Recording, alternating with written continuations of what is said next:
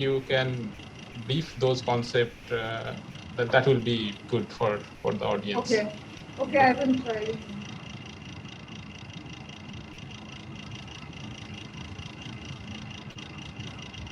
So is my screen visible?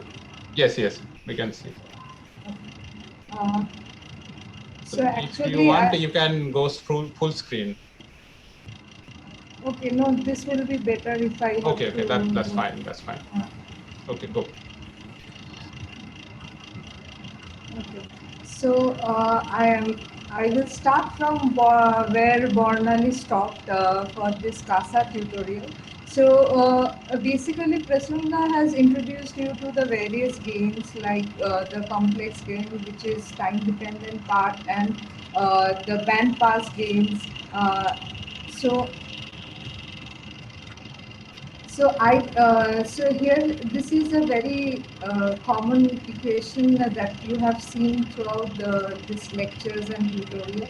So this is the gain that we want to estimate to know the real visibilities. So for this small Gij part, which is the time dependent part, has already been shown by Bornali and how to calibrate using determine it using a single channel calibration. But Nitha, we there is are a constant background noise from somewhere. I'm not sure if it is the fan or something. You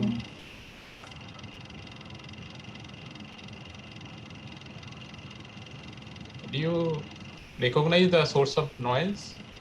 uh, so if I so is this better now? No, it's Is okay. this better? Now it got better for a while, but okay, it's again came back. It's a little bit better, but not much. Oh, okay. Okay, probably just keep on going. So you deal with it. Okay, so next we have to determine this Bij, which is the bandpass gain, which has a time and a frequency dependent part. But for this, so bandpass calibration is a process where we estimate and correct this frequency dependent part of the gain, which is the Bij. And why we say this frequency dependent? Because it temporal difference varies very slowly with time. And for bandpass calibration, we need a bandpass calibrator, which is calibrator source. Generally, we use the Parkes calibrator because uh, its spectra should be flat and not having much feature in it, and it need not be a point source, but you can also use the phase calibrator if it has sufficient flux density in it. So the SNR of this bandpass calibrator is much more than the target. So uh, that's the reason, if you know the SNR formula, so it varies with the square root of integration time and by inversely to the system temperature and all these things. So if you do that thing, then you will find that this gain varies very slowly with time. So since the SNR of the bandpass calibrator is very much larger than the target, and it occurs due to the antenna based bandpass shape, and that's why it is antenna based gains.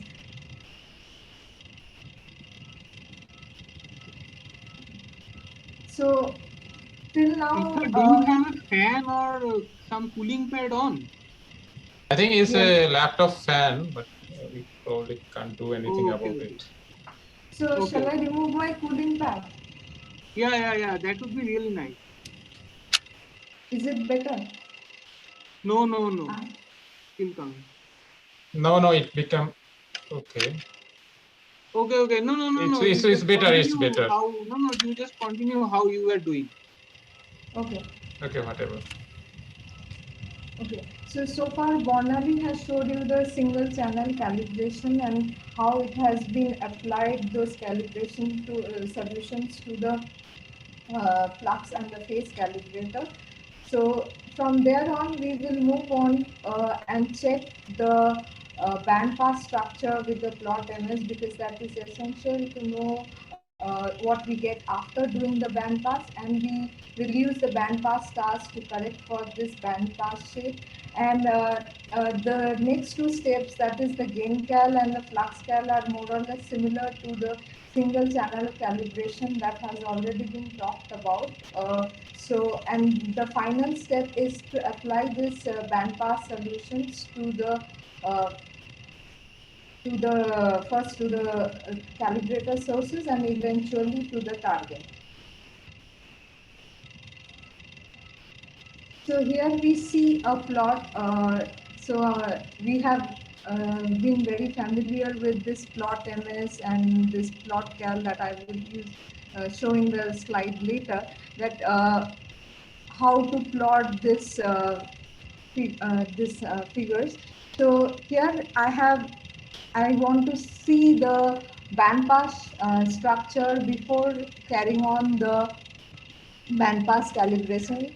So here I have used the field 0, which is the flux calibrator, and I have averaged it over a very long time. And we see that, and here the corrected means that I am using the plotting the corrected data column after flagging and single channel calibration. So here we see that there is a slope kind of a thing or a wavy pattern, as we see that amplitude versus the frequency, or you can plot amplitude versus the channel. And so we have to correct for this wave pattern and make it flatter. So that's what's the aim for bandpass calibration. So for that, we will use the bandpass task. So uh, so this right hand side shows the screenshot of the task file, that is the last that I have carried out. So the gain table here will be the table containing the single channel calibration solutions which Bonali has already made. So I'm using the same nomenclature, but you can put any other name, but you have to use this gain table file. And there are other two important parameters, is that solution interval should be infinite, because the bandpass varies very slowly with time, and to see any sufficient change, you have to keep it over a sufficiently long time. And then there are two options for band type. So one is this B and B polynomial. So this is conventionally used, this B, which is a channel by channel solution or antenna based solution. Another is this B polynomial, which is a lot more experimental, that you can fit nth order polynomial for the amplitude and phase as a function of frequency. So this is B is conventionally used, but for the participant, I would say that you can try out and see B polynomial and try to compare the results if any. So after carrying out the bandpass task, so this bandpass task bandpass solution will be written in this calibration table. So you have to give some name. So here I have given this name bandpass underscore table dot B0. So I will now plot this bandpass table and check what we have got as the bandpass solution. So for that, we will use the plot cal task, because as the name suggests, to plot the calibration table. So here we have to see for the gain amplitude versus frequency, and another one is the gain phase versus frequency. So, and for that, what are the task parameters to be used is very common. That has been already shown multiple times by Bonali and Onu. So the table will be the bandpass table, and the x-axis will be the frequency, y-axis will be the amplitude, and the subplot you can choose the number of rows and columns, and you have to iterate over antenna because you have to check for each antenna how does it vary with the antenna.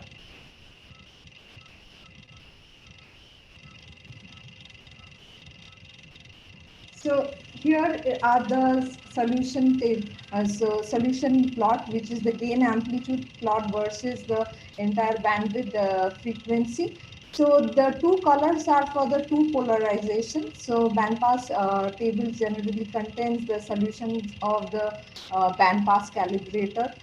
So we see that it has more or less become flatter than it was before, and you have to iterate over the antennas and check. So bandpass solution for this bad antennas are easily detectable, and if you identify any, and you have to again remove that. So next is the gain phase versus the frequency. So similarly, we see that here it's all nearing zero for both the polarization, and this is the reference antenna that have been used. And if we iterate over antenna and check, we will find that similar kind of thing, and then we should go ahead with the gain cap. So So Preetha, I missed something. So you showed two lines in each panel. So what are those? So those are for the two polarization. So this Achha, those. data has two polarization, LL and RR. Okay, okay.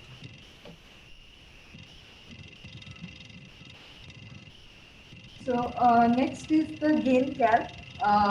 So for the gain cal, I'm not going into the details of the like the what the task basically do.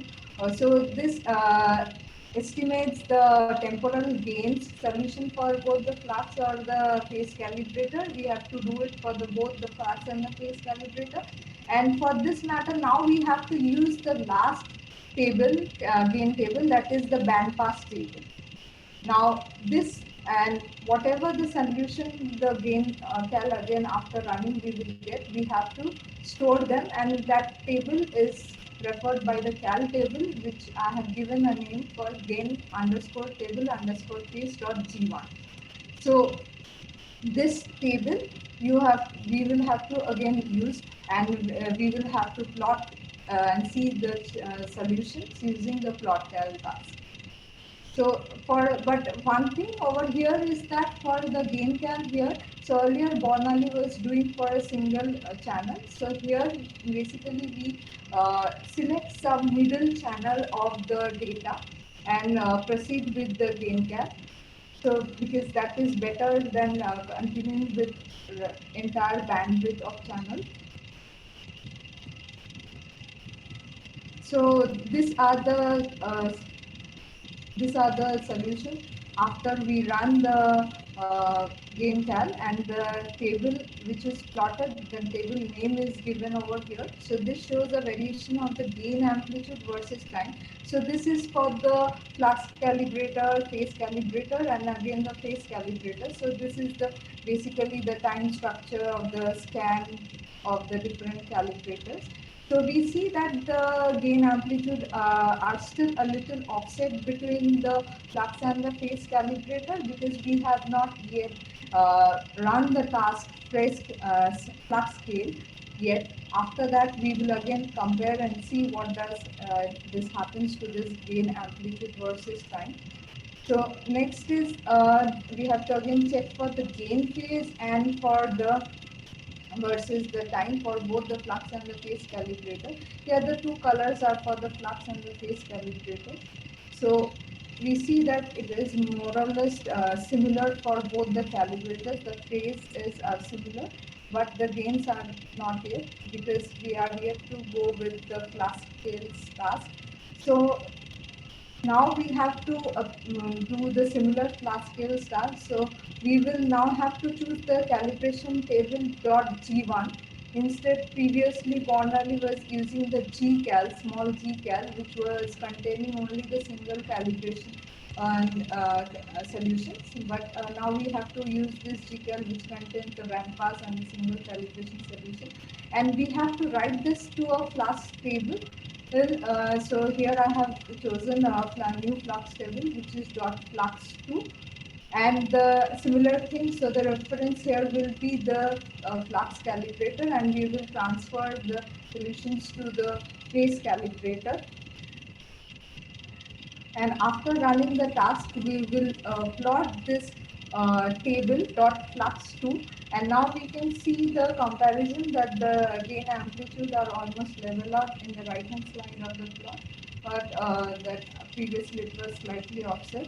So now, but to know the real absolute this flux density of the phase calibrator, you have to again go back to the CASA logger. So here I have shared a screenshot, and we see that it is this 2.34954 Jansky. So this is the um, absolute flux density after the bandpass calibration. So Pitha, if you go back to 14, slide number 14, so here are three of these scans are visible, and this first one where it is like a flat, so that is the one where this gain cal and band pass everything has been done, and it is remaining same over the time.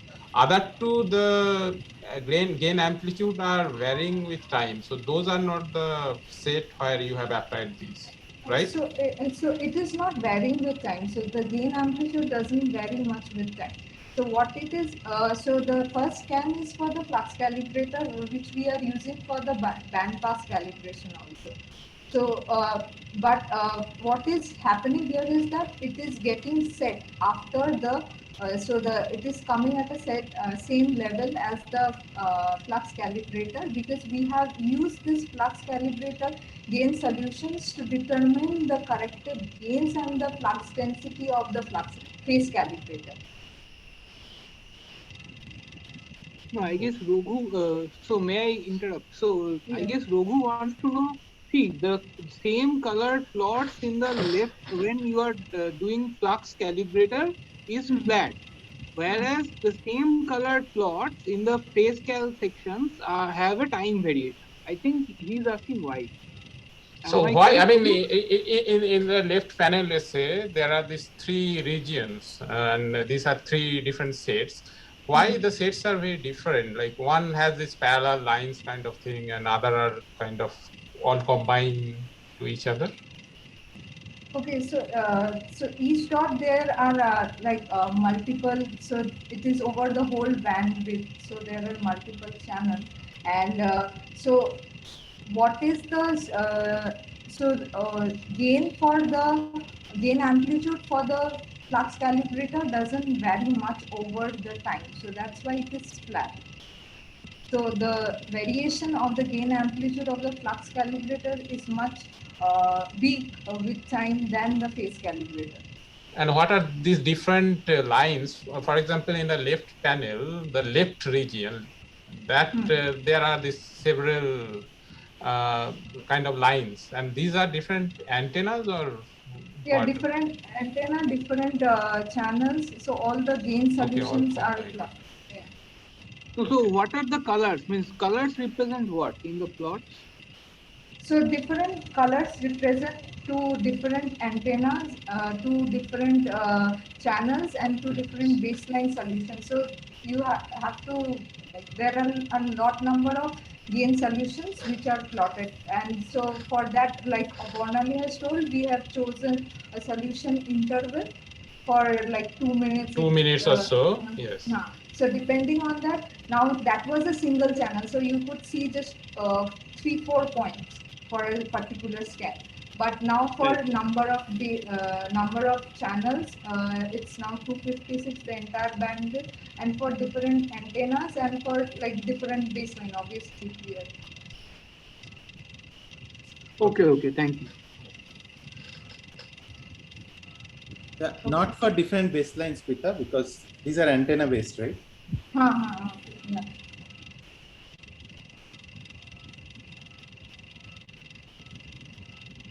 So next we apply the calibration solutions to using the apply cal. So to the flux calibrator. So for that we will use the flux2 file which contains the corrected gains for the phase calibrator and the flux density of the phase calibrator and the band pass solution of the flux calibrator. And so here we have chosen the field 0, which is the flux calibrator, and we will use this nearest interpolation. So inter is the interpolation mode. So we will use the nearest, and the gain field will remain same as the flux calibrator. So we have just put here 0. So this will apply the calibrator solution from these two gain tables to this flux calibrator. So next we will do the same for the phase calibrator, but for the target we will use the gain field to be 1, which is the nearest to the target in position. So we will use the phase calibrator and apply the gain solutions to the target. So here comes the comparison. So now this corrected data means that it contains the band pass solution also. So here we see that there are no this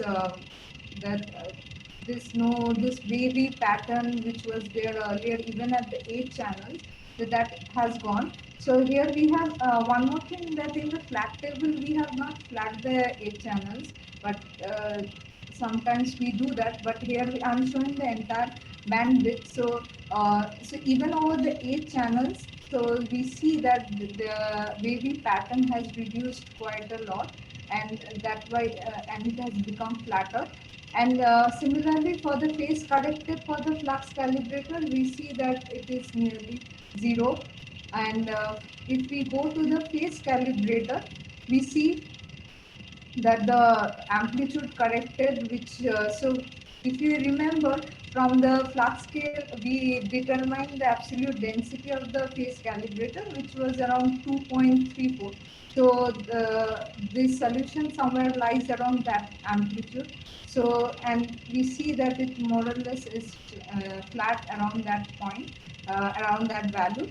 So this is the variation of the corrected amplitude versus channel, and for the phase also it's for around 0 for the channel. But though there are much more outliers, so if one wishes that it needs much more flagging, then we will again have to go back to the flagging and again calibrate it. So finally, so this is the target amplitude versus the UV distance. So we see this kind of pattern which is expected for the target. It has a sufficient flux density scale over the UV distance.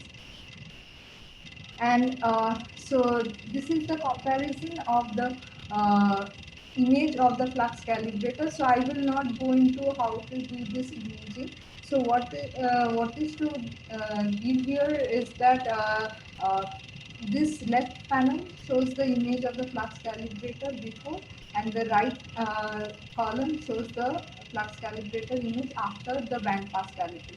So by eye estimation, you cannot see much of the changes in both the images now. But if you select a region outside the target and find out the RMS noise, so which are this 26 millijansky for the left, and for the right it is 1.8 millijansky. So you see that there is a reduction of the RMS noise, and that happens because here it was a single channel image, and and on the right hand side it has been averaged over few channels, and we have made the image. So and the variation of the RMS noise of average channel average and over a single noise goes like this, 1 by square root of number of channels. So that is what exactly this difference is. Now, so the hardest part is to do this flagging and to identify. Let me ask this question: why this RMS noise again decrease when you apply band pass? The noise in the image that remains same, right? No, the right hand side image is channel average image, A not channel a signal. average. Okay, okay. So And bandpass we are taking the like some of the like the entire bandwidth. Like, I see. so So so if you go back to your slide number 19, where you are showing the data, and there are these scatters. So few of the scatters are due to RFI, and you try to flag those. And what are the rest of the like scatter the edges of these blue regions? Are those like from the system noise itself, or it is sourced by something else? yeah, it could be, but so if there are further isolated like outliers, like very much outside the flux scale, like the flux scale of the flux calibrator, then those outliers you can clip. So there is a mode of those flagging, different flagging, like a clip or all those things you can do, and again calibrate those things. So this could be different antenna, like baseline dependent corrupted data also, something like that. So we have to check for that. Okay. See, just to add, Raghu, see, if you look at those outliers, they are not quite random. They have like sinusoidal type of pattern, right? Yes, yes. Which is essentially telling you that there may be one baseline which has some excess flux and it's varying. The baseline value varies with frequency, right? Hmm. So that Hmm. will give you, if you work out, that will give you this type of pattern. So maybe there is So an RFI which is manifesting this way. ultimately, we need to identify that source, and we have to remove that from the data. Is it? Right, right. Okay. So what kind of width is expected? Means if you don't have, you have a clean data. So what kind of width do you expect about the mean of this amplitude? And how do you calculate that? Means can I calculate that? So about the amplitude, how much the radiation should be, that you are asking. Right, right, right. So ideally it should be much as less as possible, but since if you do a lot more flagging, then that also is like problematic. But you will Okay, have so to do the I wanted to know that means how much Yeah. flagging is good and Uh, how do you quantify that? Human, Yeah. See, if I assume in some cases the noise is actually not Gaussian, like when you look at the amplitude and the mean of the amplitude is Hmm. less, then the noise is not Gaussian, because say the amplitude is 0.1 Hmm. and the sigma is 1 Jansky, then you cannot have zero point 0.1 minus 1 Jansky in the amplitude, right? Because amplitude is supposed to be positive. But Hmm. let us assume that the noise is Gaussian. Okay. Say the noise is Hmm. Gaussian. What you are looking at is a Okay. Gaussian, is a set of Gaussian random variables. If you say that, so if I have n such numbers, which has been plotted here, and the Hmm. standard deviation of the Gaussian is sigma, then you can calculate, right? So that what is the furthest from the mean where you are expected to get 1 point. Right. Okay. So that you say, if you don't get anything near to it, then you say that okay, I am very good. Okay. Okay. Okay. Okay.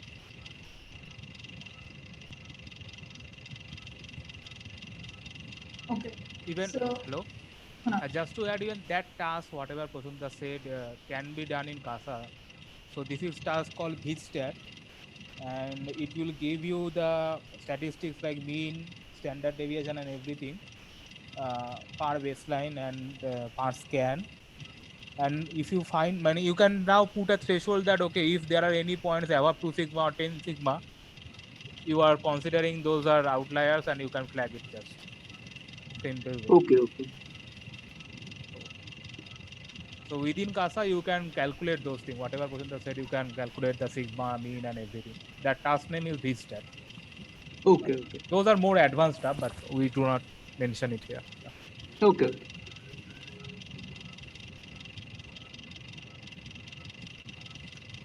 okay, so the Much time consuming part is the flagging, so that we have just said about the flag data task and how to use it in a flag file. And so you have to identify the like the corrupted data and do the calibration. And even after one round of flagging and calibration, if you feel that your data needs much more flagging and better calibration, then you have to reset this corrected data column to this using the clearcal, and again repeat the flagging and the entire calibration. So from the calibration, you need to repeat after whatever is the set Jansky, because set Jansky sets the model column.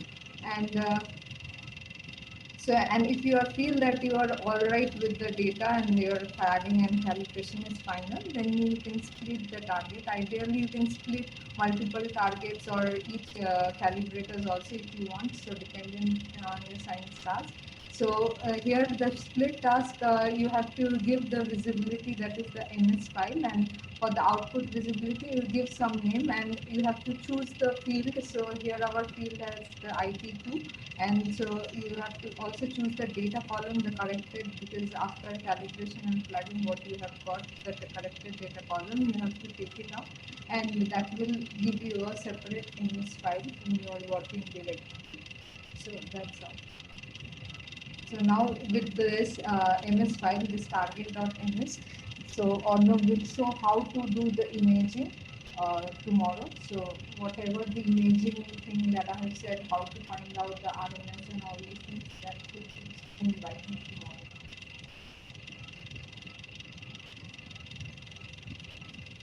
tomorrow. Okay, thanks, Pritha. So questions?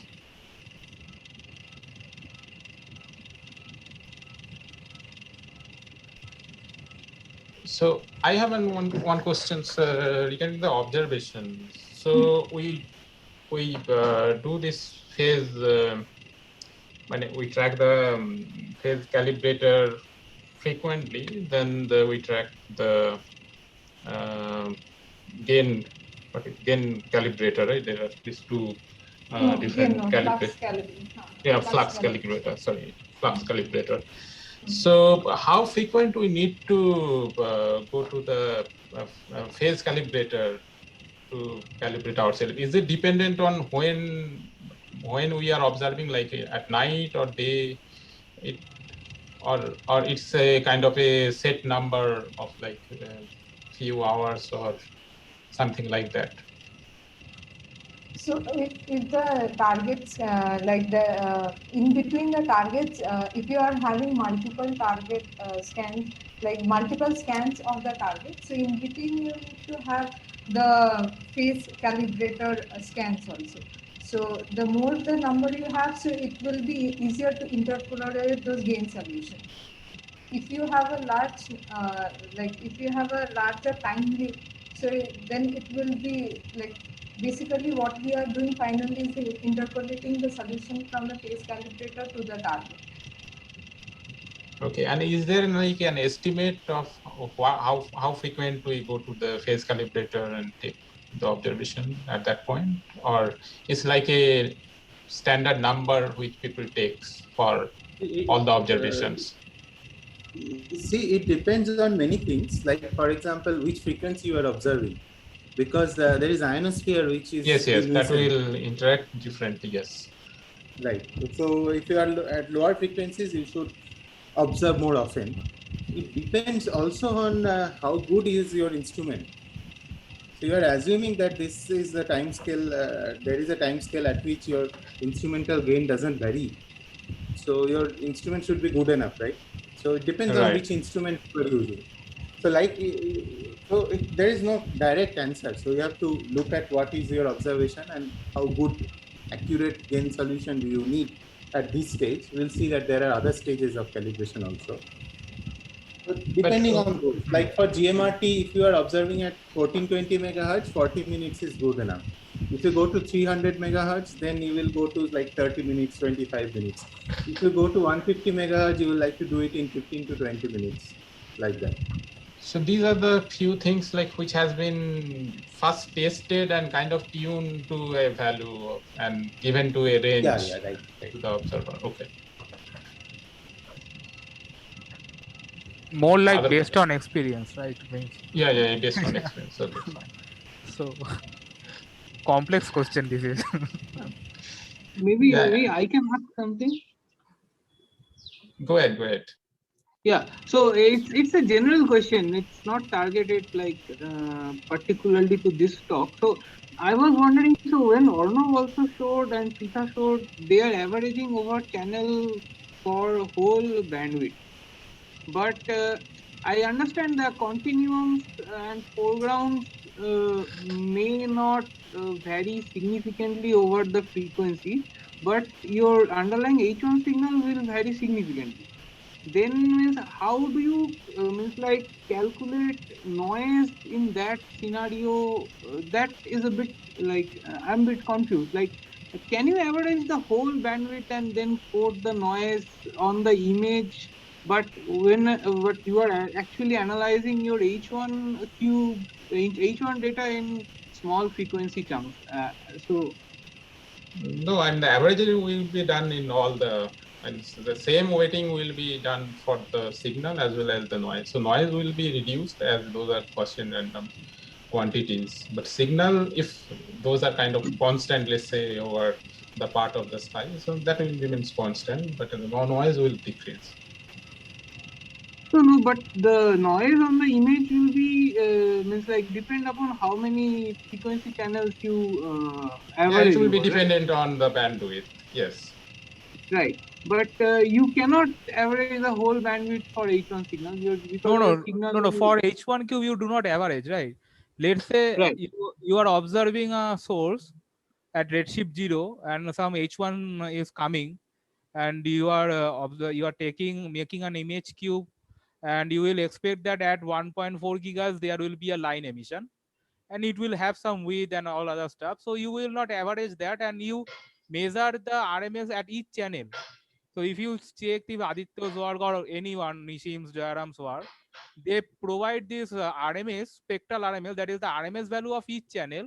And if your signal is well enough, means it is its strength is good enough, let's say 5 sigma for that particular channel, then you say that okay, that particular channel I have detected the signal. But if it is 2 sigma, then you say that okay, no, it is not significant enough. So for H1 line cube, if you make an image cube and you do averaging, then it will not happen, right? This is a image cube. But the continuum, you are averaging it, and then you have a single channel.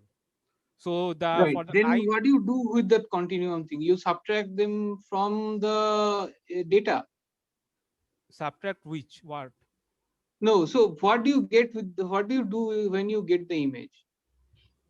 So see, the RMS value will be different, right? For the continuum, you have this whole bandwidth averaged single image at the central frequency. That RMS sigma is goes at 1 over root over number of channel, basically the bandwidth. Right. I think However, like for a to, single channel where your H1 line emission is sitting, that Right. RMS is goes at the channel width, 1 yes. over Right. root over channel width. That's all. So Yeah, the for well, the if line image, the RMS will be very high for the particular channel, but for when since you are averaging for the continuum, your RMS will be very low. Yeah. but that averaging will be also done on the signal, right? That's what I think someone was asking. But okay, like This you is can not choose. this is not for H1 power spectrum from UR. This is I am saying that H1 line emission people are detecting from an image cube. No. What is the question? Can I? Yes. So my question is no. So I was talking about like detecting H1 power spectrum.